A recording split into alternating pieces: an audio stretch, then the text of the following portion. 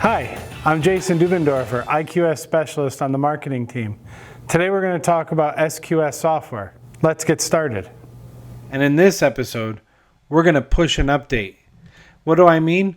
We're going to take our configuration and we're going to send it to the operator guidance software, whether that be on your Surface Pro or if we're in a line situation, it could be from the admin's desk to the line.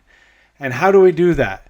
So we added our new operators, we've added the bolts, we've added the wheel, we've added the acknowledgement buttons. Now we're going to come over here to our station, right click, scroll down to create an update. Click that button and now it's going to come to this screen. We have a couple different options on how to push an update. We have manual with a password. That password is a numeric key. So it's like a PIN number. So you can do 1754 as a key number.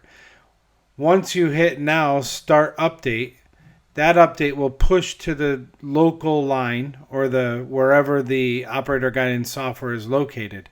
It will stay there until you manually go to that or physically go to that station and manually push the update by entering this PIN number at the station level. You can do it at a specific date and time, meaning if you know that on the first of the month, you're going to have an update in sequence, an update in workflow, you're going to add a new part, whatever the case may be, you can say, I want to push this at midnight the night before. So then that way, when the operator comes in the next morning, it's automatically done. And there's no disturbance in your production. The next one is an identifier. It's the same situation. If you have time today to take care of a configuration change and you want to push it after a certain identifier, let's say part number 125 is the new and 124 is the last of the old. Now you can push an update that says after identifier 124, I want to make this change in workflow, parts, whatever the case may be. And that's how you do that. And you click start update. Or you can do immediately.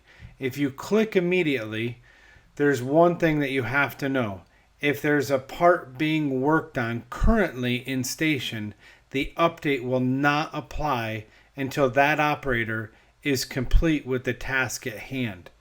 Therefore, we're not trying to mix up the process while there's a product in station. So immediately upon product being released from station, before the next piece comes in, the update will apply and the operator will be building the brand new configuration. Thank you.